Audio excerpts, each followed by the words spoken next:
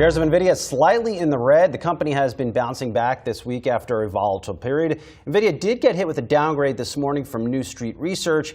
Analysts at the firm saying they see limited further upside and are downgrading the stock from buy to neutral. Well, Brett, everybody's trying to be a hero on NVIDIA. All I know is I go back to a recent JP Morgan story, and it is very simple. Demand continues to outstrip supply for NVIDIA chips. And as long as that continues to happen, there might be some volatility in the name.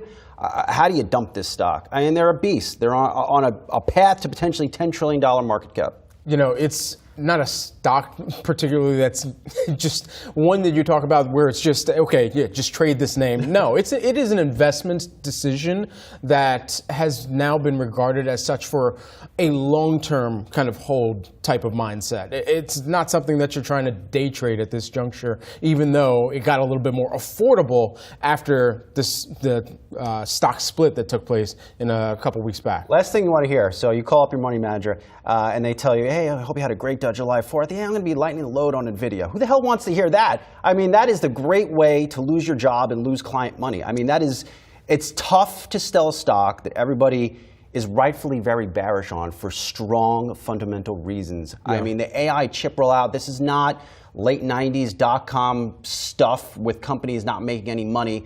This is real stuff, real technology, and this company continues to be the leader by years. I mean, by years, they're leading other companies. Well, the interesting kind of annexation, or at least dot-com bubble analogy that NVIDIA has been drawn to time and time again now is actually Cisco. And if you go back and take a look at their stock chart, one of the things that you'll see that is quite similar here is this hockey stick type run-up during the dot-com era, and then it had to grow into its valuation. Now, of course, it declined precipitously in the aftermath of that bubble bursting, but then eventually, over years, was able to grow into that valuation because people could see the applications and the use cases for the technology that they were bringing to the market. It's the same thing with NVIDIA here. We just don't have a 1 million chip data center right now because it's not built up yet. And so that's perhaps the next part of this generative AI trade. When we talk about picks and shovels, it might literally be picks and shovels building up some of these data centers, picks and shovels putting some of the electricity in the ground or overhead or however you're building that grid out in order to make sure those data centers have the necessary utility and power that they need. No, right on, Brad. And I think you have to be thinking about it's not just the NVIDIA trade, it's the whole ecosystem. We had a great conversation on my podcast, Opening Bid, cheap plug for myself there,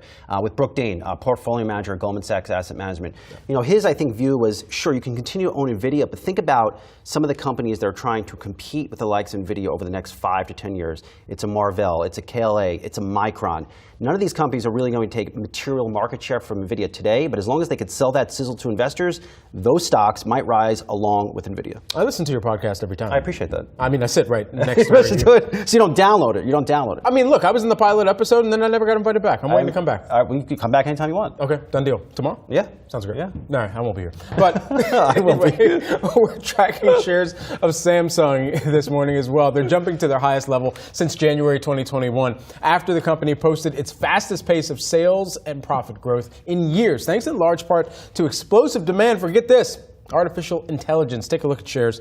They're up by about 3% here. I mean, larger question of, and we've been trying to wrap our minds around this for a good bit of time, and it seems like late this year we'll get the first true glimpse of how consumers gravitate towards some of this technology at their fingertips, not just because of what Samsung is putting into the market, but also because of what Apple has promised they're going to be bringing to the market, as long as you have a certain iPhone or higher. Yeah, Samsung doesn't really get me excited. I look at these Samsung results and I'm like, yeah, okay, they're selling some cool, expensive phones. What is the read through to Apple? And I think Apple's just having a recovery story in China. I think it's playing out, and that's my only read off of here, off Samsung. I mean, the biggest thing with Samsung to remember, though, is the market share that they account for globally within the handset devices. I mean, Apple has been trying to, and Apple saw its highest kind of operating system marker at just barely shy of 20% globally last year. Samsung, for the Android operating system and how well that is able to be deployed to so many other handsets, Samsung is still able to hold its own, but it's seen its market share waning as a result of Apple's ability to take on more market share globally, focusing in on China, focusing in on India, and some of that international growth more specifically here. But it's going to come down to the price point right now that consumers are willing to actually buy into some of these new generative AI inducing, or I don't even know what to call it. You know what was so exciting? I saw a video and it looked real on X this morning. It looked maybe the new iPad, and it was somebody doing mathematical calculations on it. And so they're writing 20 plus 20, and then all of a sudden the answer comes out. Why did I have this in like the mid 80s when like elementary school? But my takeaway was I'm watching this in real time. Because there was no iPad. Fair enough, but I'm watching this in real time. Bullish NVIDIA, bullish Micron, bullish Marvell. I mean that's the whole NVIDIA trade right there in real time. The ability to write on something, and it just gets.